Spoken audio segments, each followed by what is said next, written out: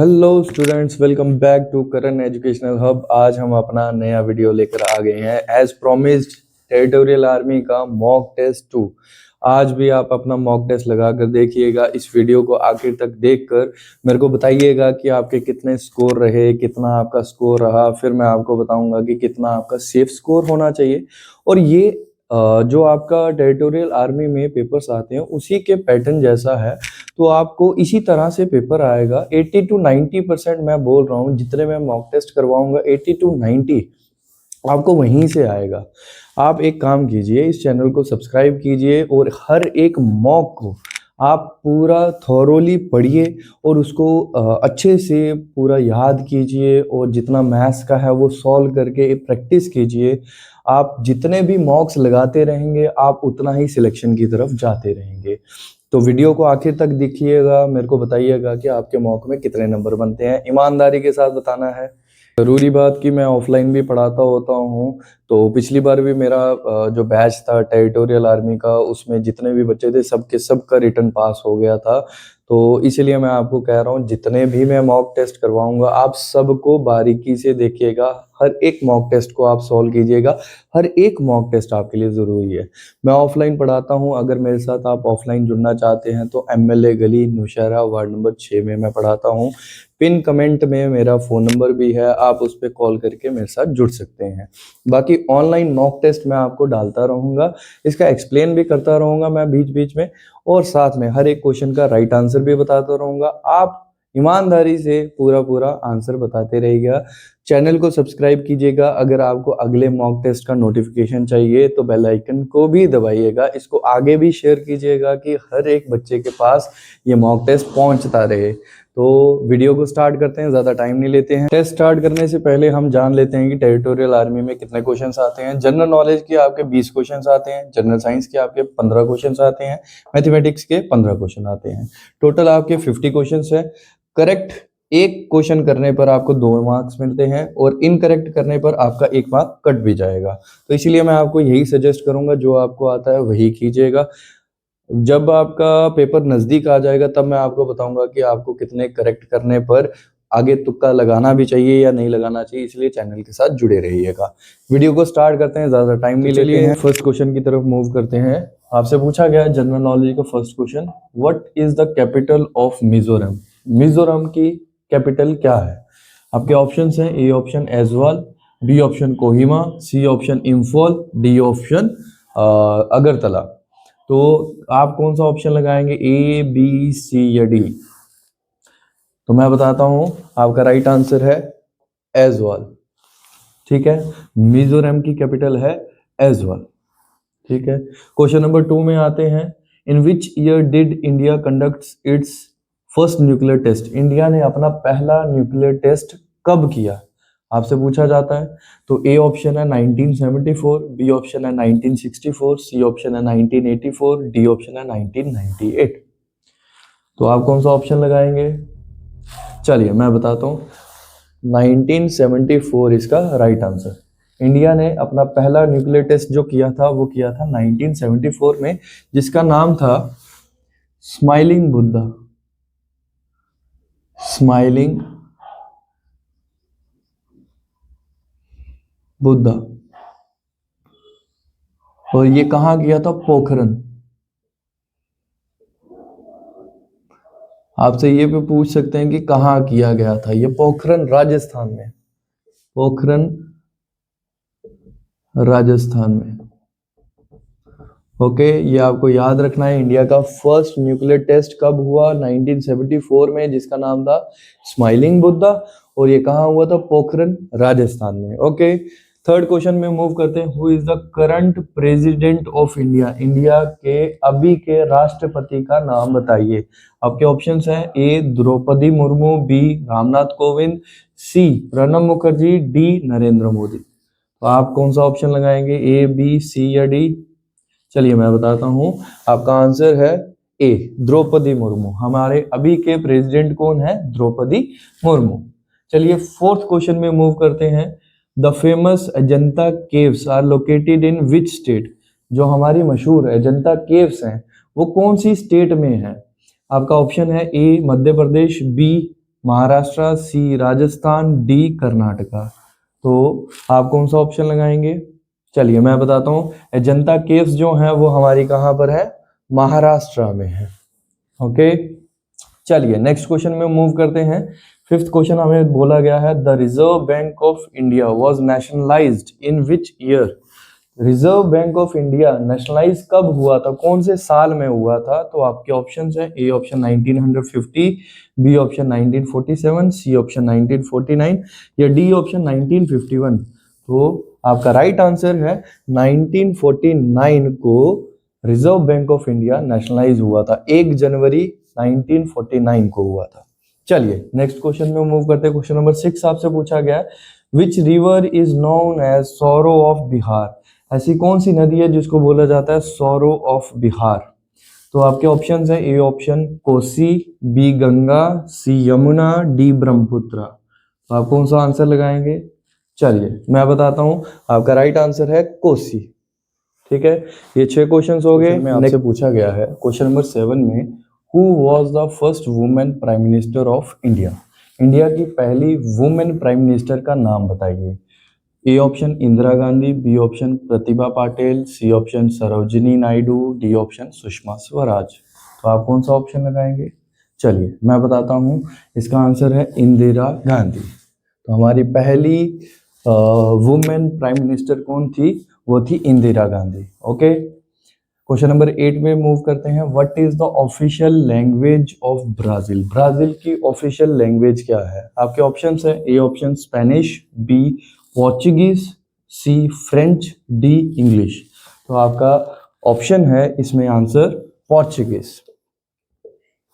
Okay, Brazil की official language क्या है? पोर्चुगीज है। चलिए नेक्स्ट क्वेश्चन में मूव करते हैं, which state is the largest producer of coffee in India? इनमें से कौन सा स्टेट है हमारे इंडिया का जो सबसे ज्यादा कॉफी प्रोड्यूस करता है? तो आपके ऑप्शन है तमिलनाडु, केरला, कर्नाटका या असम। तो आपका राइट आंसर है Karnataka. Karnataka is the largest producer of coffee in India. India में सबसे ज्यादा कॉफी कहाँ पैदा की जाती है? वो है कर्नाटका। चलिए नेक्स्ट क्वेश्चन में मूव करते हैं, who is regarded as the father of Indian space programme?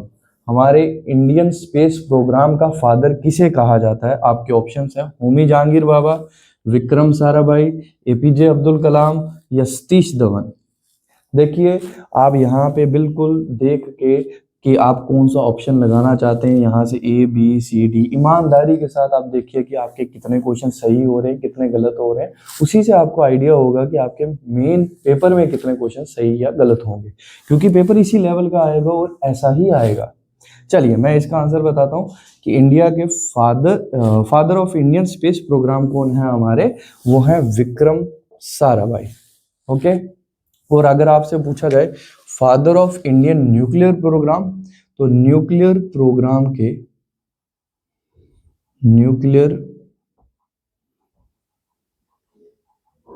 Programme के हमारे फादर थे होमी जहांगीर बाबा।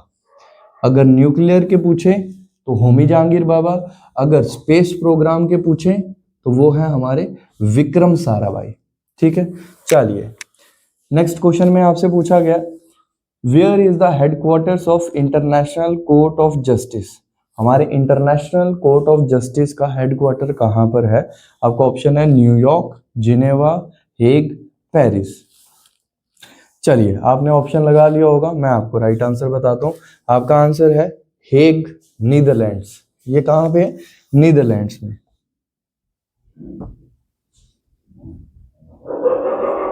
हेग नीदरलैंड्स में है आपका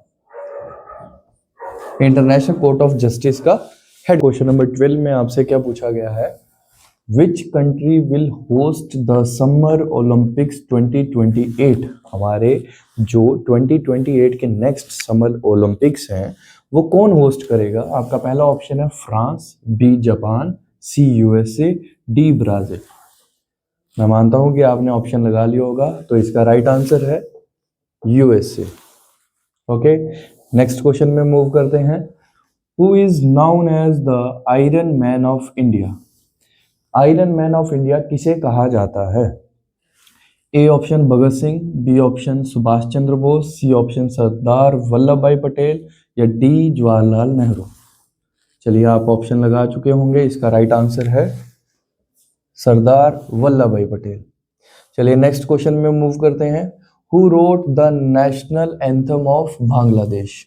बांग्लादेश का नेशनल एंथम किसने लिखा था? आपके ऑप्शंस हैं काजी नजरुल इस्लाम, बेगम रुकैया, जसीमुद्दीन या रविंद्रनाथ टैगोर।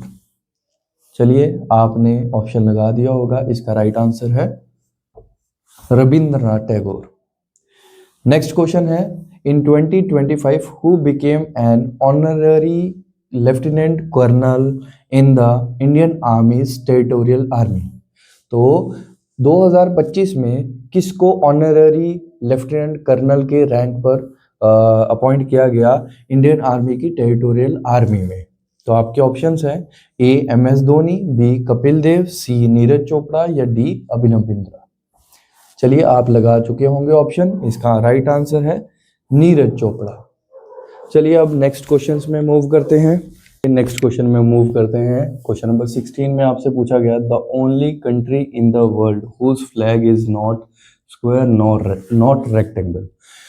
ऐसी कौन सी इकलौती कंट्री है जिसका फ्लैग जो है, जिसका जो झंडा है, ना ही वो स्क्वायर शेप में है ना ही वो रेक्टेंगल की शेप में है? तो मैं आपको हिंट दे देता हूँ, वो ऐसे रेक्टेंगल की शेप में है। ऐसा कौन सा है? तो आपके ऑप्शन है भूटान, श्रीलंका, नेपाल या चाइना। आप ऑप्शन लगा चुके होंगे, मैं आपको बताता हूँ इसका आंसर है नेपाल। नेपाल का झंडा जो है वो ट्रायंगुलर शेप का है। विच is the largest state in India by area? India में सबसे बड़ी स्टेट बाय एरिया, जिसका एरिया सबसे ज्यादा है, वो कौन सी है? आपके ऑप्शंस हैं मध्य प्रदेश, राजस्थान, बिहार या उत्तर प्रदेश। तो आपका आंसर है, आप ऑप्शन लगा चुके होंगे, राजस्थान। चलिए 18th क्वेश्चन में आपसे पूछा है what is the currency of Japan? Japan की करेंसी क्या है? जैसे हमारे इंडिया की रुपी है, तो जापान की करेंसी क्या है? तो आपके ऑप्शंस है ए यूरो, बी डॉलर, सी येन या डी दिनार। चलिए आप ऑप्शन लगा चुके होंगे, इसका राइट आंसर है येन। चलिए 19th क्वेश्चन में आपसे पूछा गया who appoints the chief minister of a state? State के चीफ मिनिस्टर को कौन अपॉइंट करता है? आपका पहला ऑप्शन है A governor, B president, C chief justice of the state या डी प्राइम मिनिस्टर। तो आपका राइट आंसर है यहाँ पर गवर्नर। ठीक है। चलिए 20th क्वेश्चन में आपसे पूछा गया first battle of Panipat was held in which year? Panipat की पहली लड़ाई, पानीपत का प्रथम युद्ध कब हुआ था? आपके ऑप्शंस हैं 1536, 1556, 1576 या 1526। चलिए आप राइट आंसर लगा चुके होंगे, इसका राइट आंसर है 1526। चलिए नेक्स्ट सेक्शन में, नेक्स्ट क्वेश्चन में आ जाते हैं। अब आपसे पूछा गया जनरल साइंस का 21 question number which of the following is a noble gas? इनमें से कौन सी नोबल गैस है? आपके ऑप्शंस है हीलियम, हाइड्रोजन, ऑक्सीजन या नाइट्रोजन। तो आप ऑप्शन लगा चुके होंगे, आपका आंसर है हीलियम। ओके 22 क्वेश्चन में पूछा गया what is the chemical formula of water? Water का केमिकल फॉर्मूला क्या है? आपके ऑप्शंस है H2O2, H2O, H3O या O2। चलिए आप ऑप्शन लगा चुके होंगे, इसका राइट आंसर है H2O, वाटर का केमिकल फॉर्मूला। 23 में पूछा गया which planet is known as the red planet? इनमें से किस प्लैनेट को हम रेड प्लैनेट कहते हैं?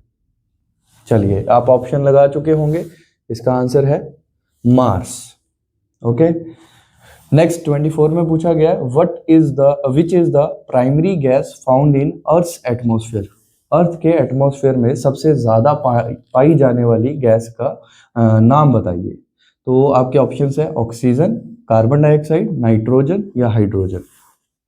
चलिए आप ऑप्शन लगा चुके होंगे, आपका राइट आंसर है नाइट्रोजन। 25 क्वेश्चन में आपसे पूछा गया which vitamin is produced in human body when exposed to sunlight? धूप में आप जब बैठते हैं तो आपको कौन सा विटामिन मिलता है? तो आपके ऑप्शन है vitamin A, vitamin C, vitamin D या विटामिन ई लगाना चाहिए यहाँ पर। तो आपका ऑप्शन कौन सा होना चाहिए इनमें से? चलिए मैं राइट आंसर बता दूं, विटामिन डी। ठीक है, क्वेश्चन नंबर 26 में आपसे पूछा गया which is the hardest natural substance found on earth. हमारी धरती पर सबसे हार्ड, सबसे सख्त नेचुरल सब्सटेंस कौन सा है? आपके ऑप्शंस है गोल्ड, डायमंड, आयरन या सिल्वर। चलिए मैं राइट आंसर बताता हूं, आपका राइट आंसर है डायमंड। नेक्स्ट 27 में पूछा गया which organ in the human body is responsible for pumping blood. ऐसा कौन सा ऑर्गन है हमारी ह्यूमन बॉडी में जो ब्लड पंप करने के लिए रिस्पॉन्सिबल है? आपका ऑप्शन है ब्रेन, लीवर, हार्ट या किडनी। चलिए राइट आंसर मैं बताता हूं, हार्ट। चलिए नेक्स्ट क्वेश्चन में मूव करते हैं।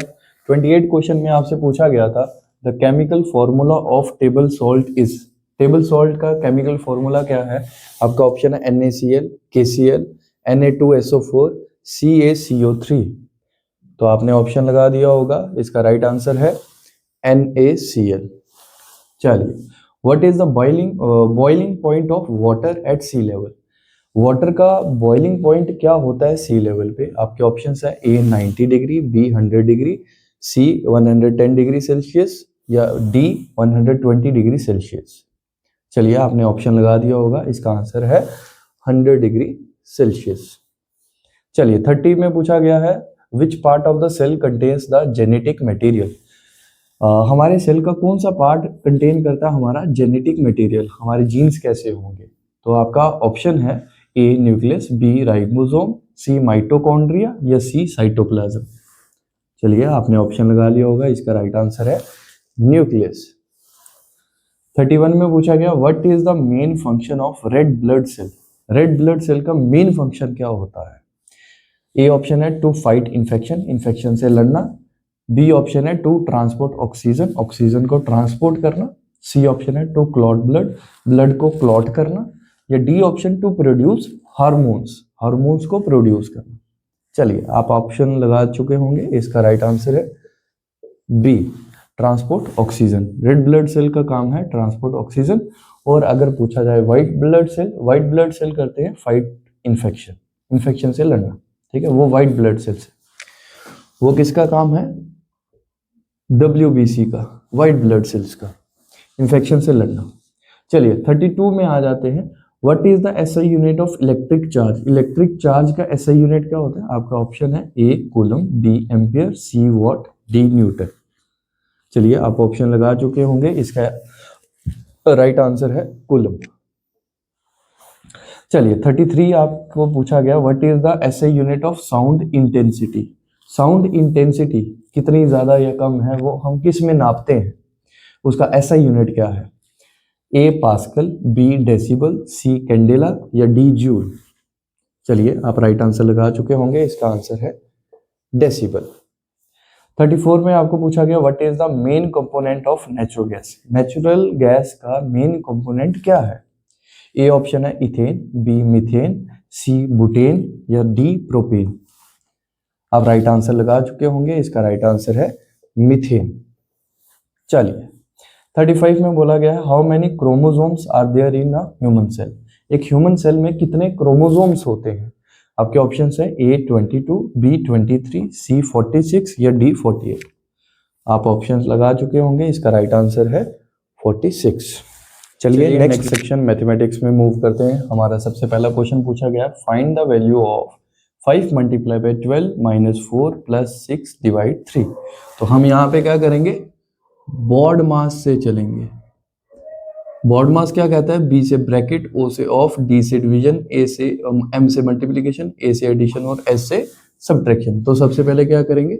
ब्रैकेट्स हल करेंगे। तो ब्रैकेट में क्या है? 12 माइनस 4, तो कैसे लिखेंगे? 5 मल्टीप्लाई 12 माइनस 4 कितना होता है? 8 प्लस 6 डिवाइड के अगली टर्म नीचे। तो चलिए यहाँ से 3 1 का 3, 3 2 का 6। उसके बाद क्या आएगा? 8 5 का कितना होता है? 40। क्यों? क्योंकि हमने मल्टीप्लिकेशन करना था। उसके बाद प्लस 2। अब 40 प्लस ये 2 कितना होता है? 42। हमारा कौन सा ऑप्शन? B option. चलिए नेक्स्ट में मूव करते हैं। Rectangle has a length of 12 centimetre and a width of 8 centimetre, find its area. एक रेक्टेंगल है जिसमें उसकी लेंथ दी हुई है कितनी 12 सेंटीमीटर, विड्थ का मतलब होता है ब्रेथ, ब्रेथ दी हुई है कितनी 8 सेंटीमीटर, हमें उसका एरिया निकालना। तो एरिया ऑफ रेक्टेंगल ये किसके बराबर होता है, लेंथ मल्टीप्लाई ब्रेथ। तो लेंथ है 12, ब्रेथ कितनी 8, 12 8 का कितना होता है 96। तो कौन सा, बी ऑप्शन। ओके, अब 38 पे मूव करते हैं। हमें बोला गया एलसीएम ऑफ 18 एंड 24। एलसीएम मैंने पिछले वीडियो में भी आपको बताया है, पिछला मॉक टेस्ट जो है मैं फिर से बता देता हूँ। 18 और 24 का एलसीएम जब हम निकालेंगे, दोनों किसके टेबल में आते हैं, 2 के टेबल में। 9 का जाएगा 2 के टेबल में, 12 का जाएगा। दोनों किसके टेबल में जाते हैं, 3 के टेबल में। 3 3 का 9, 3 4 का 12। अब दोनों किसी के टेबल में नहीं जाते। एलसीएम क्या होगा, 2 मल्टीप्लाई बाय 3 6, 6 3 का 18, 18 4 का 72। अगर नहीं समझ आया, आप लंबा वाला करते हैं तो लंबा वाला भी कर सकते हैं, आएगा वही 18 और 24।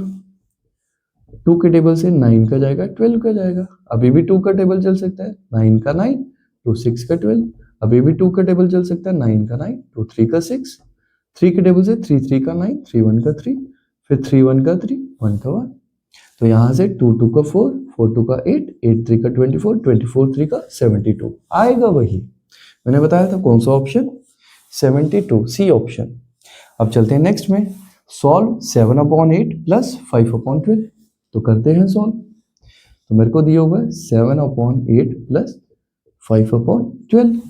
तो यहाँ पर हम नीचे वाले डिनोमिनेटर्स बोलते हैं, ऊपर वालों को न्यूमरेटर।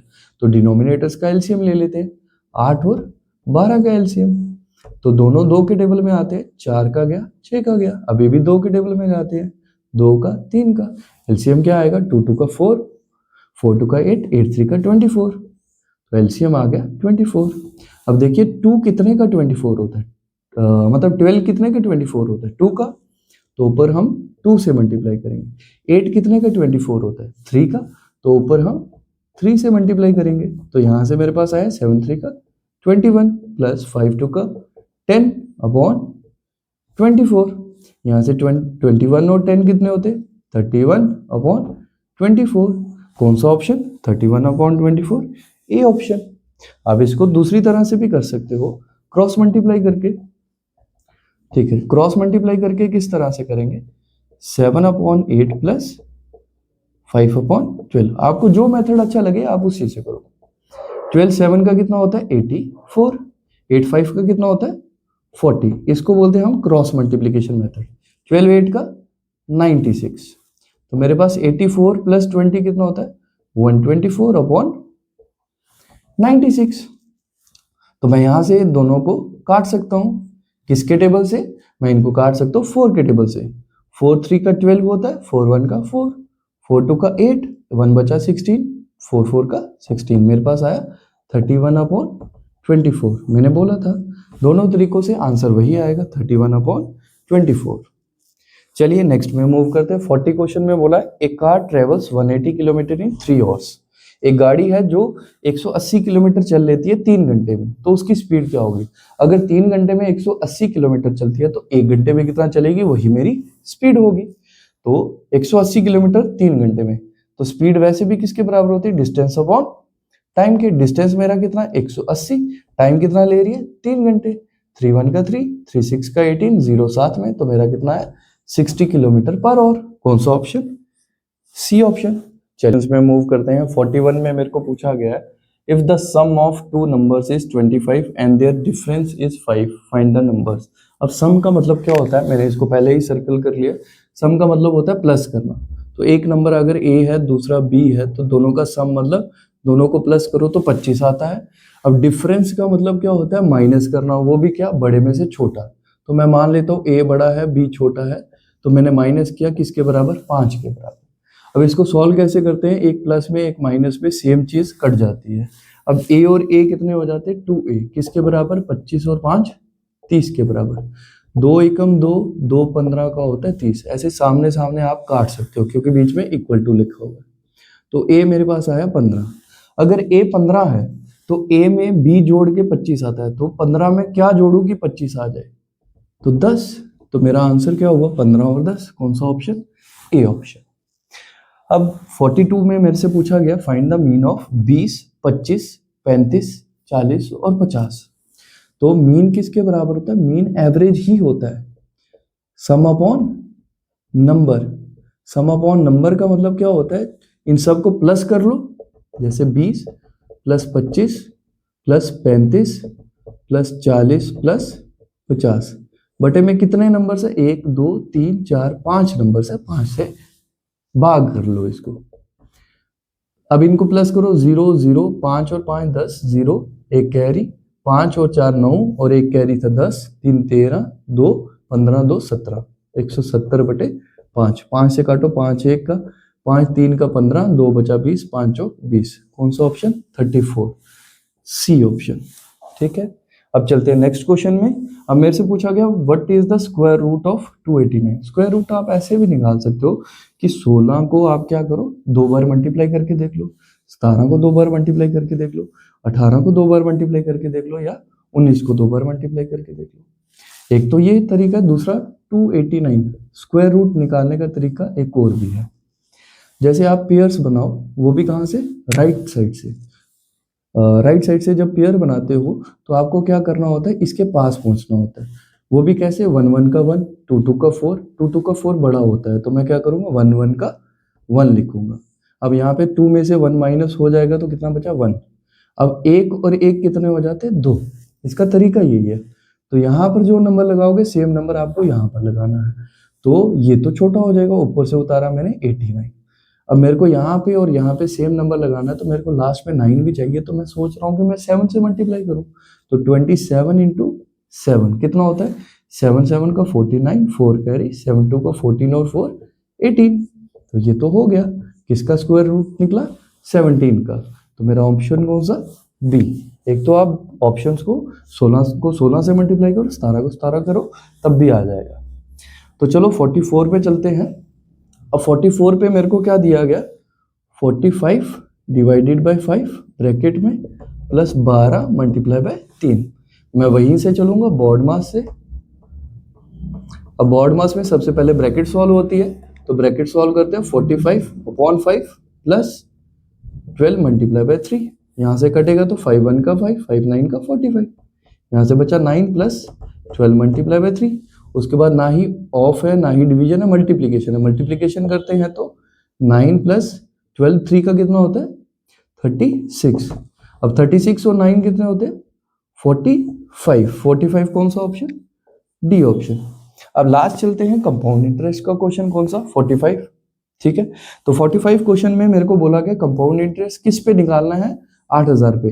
कंपाउंड इंटरेस्ट किस पे लगता है? प्रिंसिपल पे। तो प्रिंसिपल दिया हुआ है, यहाँ से रेट दिया हुआ है, जो परसेंट में दिया जाता है वो रेट है, और 2 साल दिए गए, ये क्या है मेरे पास? टाइम है। तो चलो इसको निकालते हैं। आप ये लिख चुके होगे, तो इसको कैसे निकालते हैं? जब भी कंपाउंड इंटरेस्ट का क्वेश्चन आता है तो मेरे को रेट से ज्यादा काम होता है। रेट क्या है? 10%। क्या मैं 10% को लिख सकता हूँ? 10 का 10% का नीचे 100 आ गया, 1 0 1 0। मेरे पास क्या बचा? 1/10। बड़े आराम से समझना, जल्दी से निकल जाएगा। ये मेरा क्या होता है? प्रिंसिपल। ऊपर क्या होता है मेरा? इंटरेस्ट। इंटरेस्ट तो प्लस करके दिया जाता है, तो मैंने यहाँ पे प्रिंसिपल रखा, यहाँ पे अमाउंट रखा। अब प्रिंसिपल कितना? 10। अमाउंट उसमें 1 जोड़ के मैंने दिया तो 11 हो गया। अब मेरे को टाइम कितना दिया हुआ है? 2 साल। 2 साल दिए हुए हैं तो इसको 2 बार लिखो। 2 बार लिख के इसको मल्टीप्लाई करो, 10 10 का 100, 11 11 का 121। अब मेरे को क्या निकालना है? Compound interest. कंपाउंड इंटरेस्ट क्या होता है? अमाउंट में से प्रिंसिपल माइनस कर लो। तो 121 में से 100 माइनस करोगे तो कंपाउंड इंटरेस्ट कितना आया? 21। तो अब इसको निकालते कैसे हैं? मेरे को दिया क्या गया है? प्रिंसिपल कितना? 8000। अब प्रिंसिपल जो था उसके पार्ट कितने थे? 100। प्रिंसिपल के नीचे प्रिंसिपल के पार्ट रखो, इनटू क्या निकालना है? Compound interest. उससे मल्टीप्लाई करो 21 से, 2 0 2 0। अब यहां से मल्टीप्लाई करोगे तो 0 लगा लो, 8 1 का 8, 8 2 का 16, 1680 आपका आंसर।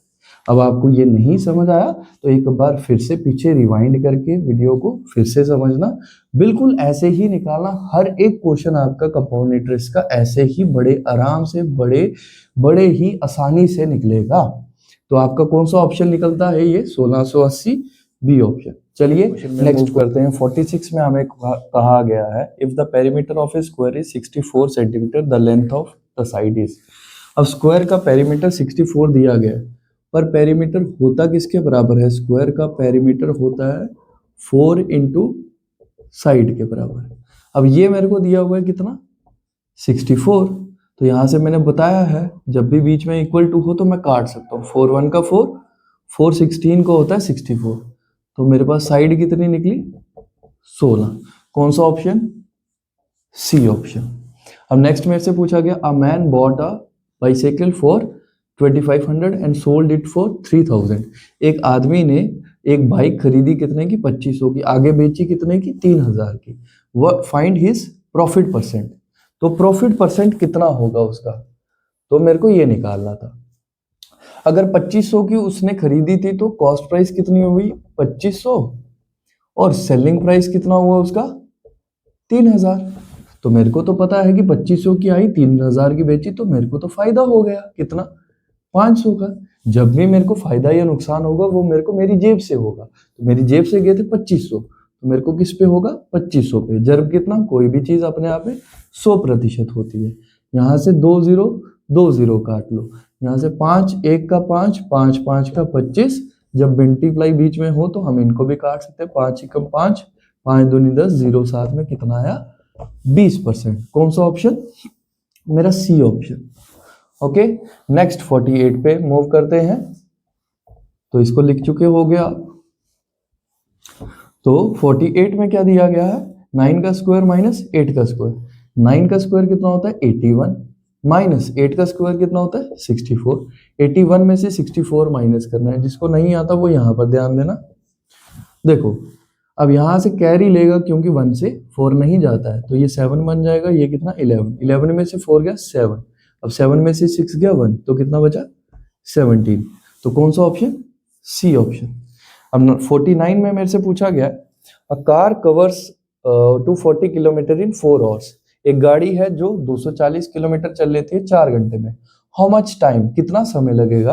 विल इट टेक, ये लेगी, to cover a distance of 600 kilometre at the same speed. जिस स्पीड से पहले चल रही थी उसी स्पीड से अगर चले तो 600 किलोमीटर कितने समय में तय कर लेगी? तो पहले तो मैं स्पीड निकालूंगा। स्पीड किसके बराबर? डिस्टेंस अपॉन टाइम के। डिस्टेंस मेरे पास कितना था? 240 चल लेती थी। कितने घंटे में चल लेती थी? 4 घंटे में। तो 4 1 का 4, 4 6 का 24, 0 7 में। तो स्पीड आ गई मेरी 60। अब मेरे को निकालना 600 किलोमीटर कितने समय में तय कर लेगी। तो टाइम किसके बराबर? डिस्टेंस अपॉन स्पीड के। अब डिस्टेंस कितना है? 600 अपॉन में स्पीड उसने बोला था पहले जितनी होनी चाहिए, स्पीड कितनी है?